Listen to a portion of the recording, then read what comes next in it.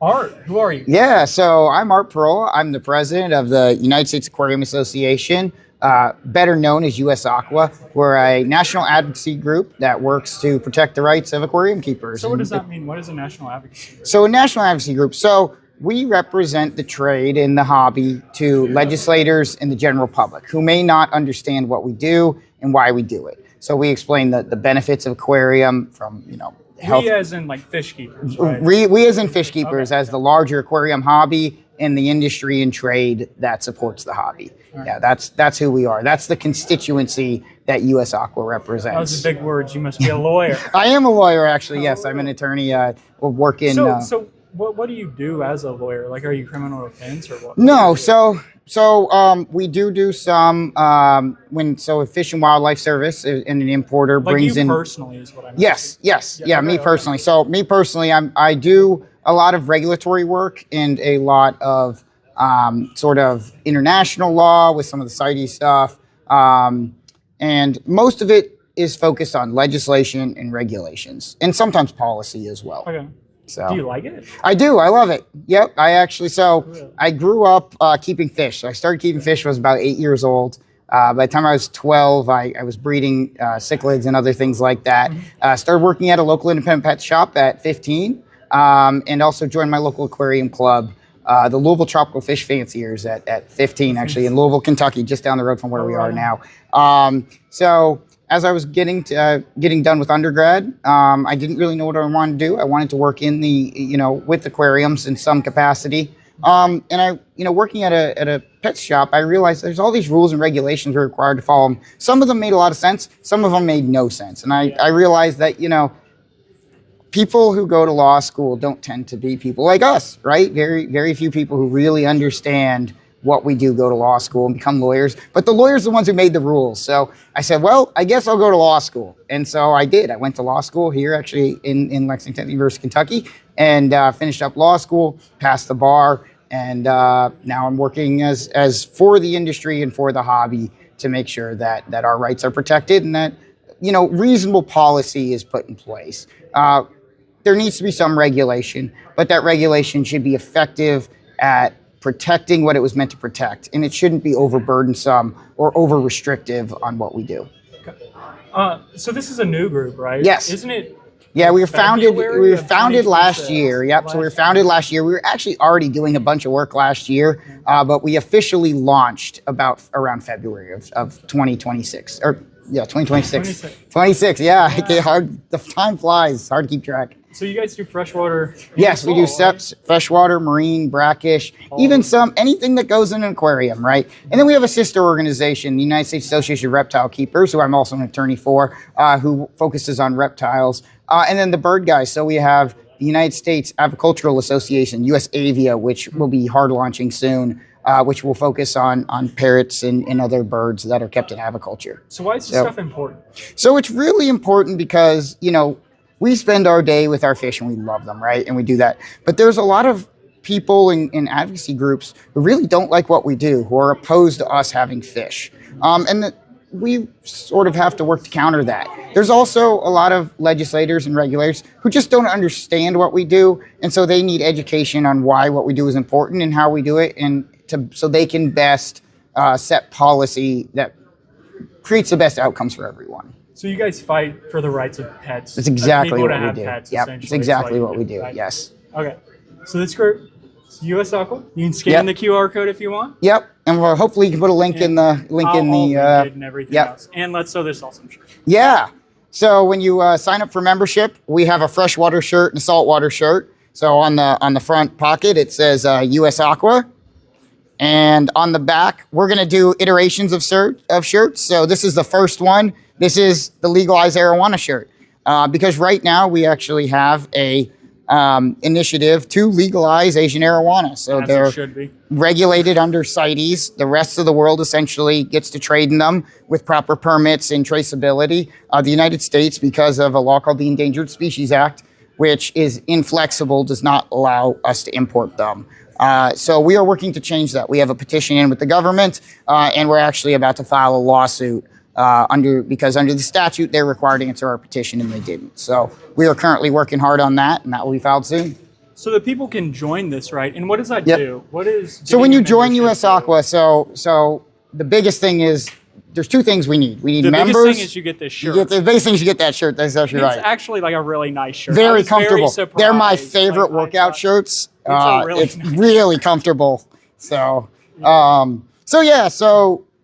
there's two things we need. Number one is members, right? Because when I walk into a legislator's office or a regulator's office, they often want to know how many members do you have. So they want to know that people they represent, that there's actually people there and it's not just some guy in a suit coming and talking to them, that there's actually people who support that and who that matters to their constituency. So number one, we need membership. And with that membership as well, we ask that, we send out alerts every so often. When you sign up as a member, we have a newsletter and an email list.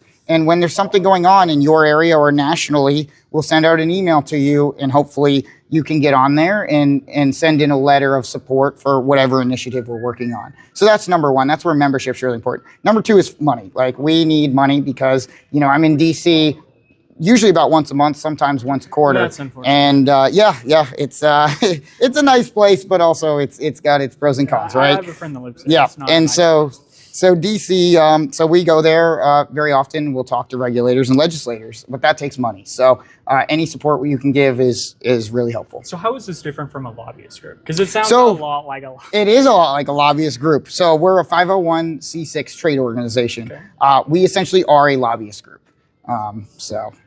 That's good. We need those. Yes. Because the problem is that the animal activists who don't want us keeping fish as pets, they have lobbyist groups. And so to counteract that, we need our own. Absolutely. So there's different tiers of memberships, right? Can Yep. you talk about those? Yeah, What they so we've are, got several tiers of memberships. We have a supporting membership, which is $20 a year. We have a bronze membership, which that's where you start to get That's the where you get the t-shirt. shirt. The bronze membership is $40 a year. We have silver, which is $250 a year, and with the memberships as they go up, you get more t-shirts and other benefits. And then we have a gold membership, which is $1,000 a year. Most of that is retail partners, so retailers, distributors, manufacturers. But if you're a hobbyist who's done well, we would love your support. Absolutely. So so they become members, they give you money. What do you do with the money? Yeah, Go so complete, like, what do yeah, you do? so What- a lot of it is used to, we produce materials for legislators. We go to So what do DC you do very with often. materials? Oh, Viral, you're in the way of the camera. It's fine. It's fine. So what do you mean by materials? What is that? So, printing stuff. So I print brochures that when I go into legislators' offices, I hand them. So a lot of them are flights to DC. That's a big part of it. That's So, expensive. and then marketing materials, right? So our website, that costs money.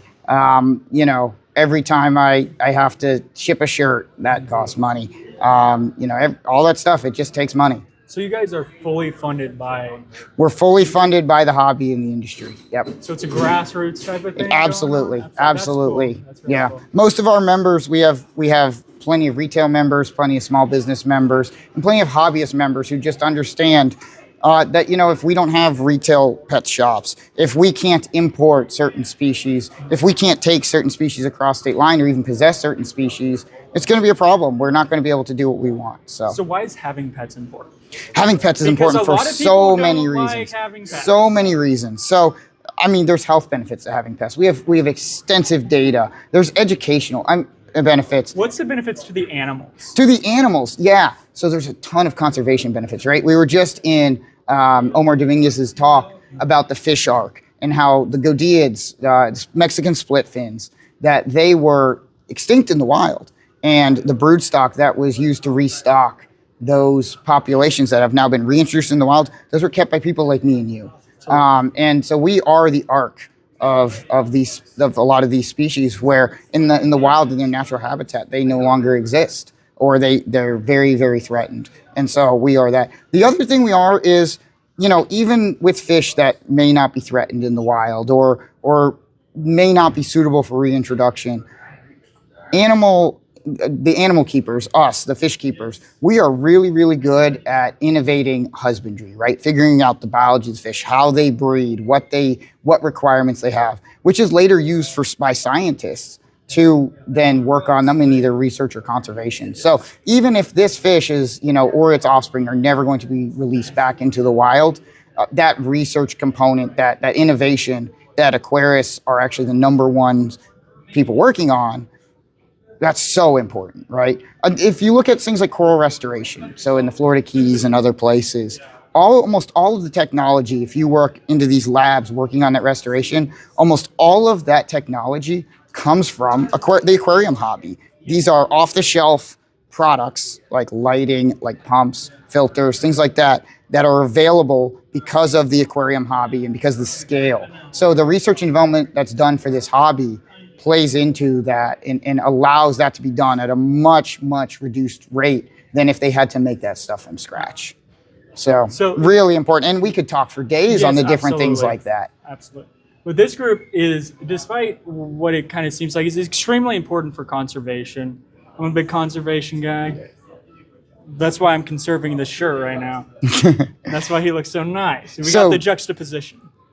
So, I mean, and some of our money does go to conservation. So we actually supported the Drive Go. Yeah. Right. So we've donated a significant amount of money to the Godiad Fund in Mexico. They just did a project, Drive Godiads Forward, so that because they need transportation to get to all their research site. So we just sent them $1,000 for to do Godiad conservation because we feel that's really important too. So, we have to put our money where our mouth is, right? Absolutely. So, do you have anything else to say?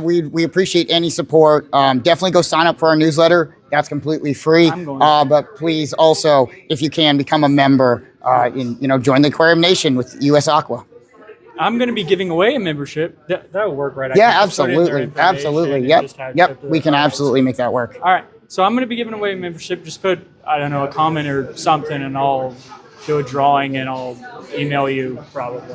Yeah. I don't know. I'll figure it out. It'll be free, and it'll be cool. And you get this sweet shirt. I'm going to be buying one.